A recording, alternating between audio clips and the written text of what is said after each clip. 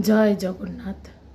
আজকে আমি ছোট্ট করে আমার এই যে জগন্নাথের মূর্তিতে সুন্দর করে ভাবলাম একটু পুজো করি। মনটা কদিন ধরেই খুব ইচ্ছে করছিল। প্রসাদে দিলাম মালপোয়া, জিলাপি, খাজা, গজা। এবার আমি এখানে একটুখানি আরতির থালিটা সাজিয়ে নেব। দেখো কেমন করে আমি সাজাই। কর্পূরটা নিলাম, কর্পূরটা এই দানির মধ্যে দিলাম। কর্পূর এমনিও খুব ভালো। কর্পূর যদি তোমরা বাড়িতে 4 কোণায় 4টে রাখতে পারো এবং প্রত্যেক শনিবার যদি তুমি সেটাকে পাল্টাতে পারো, ভীষণ ভালো।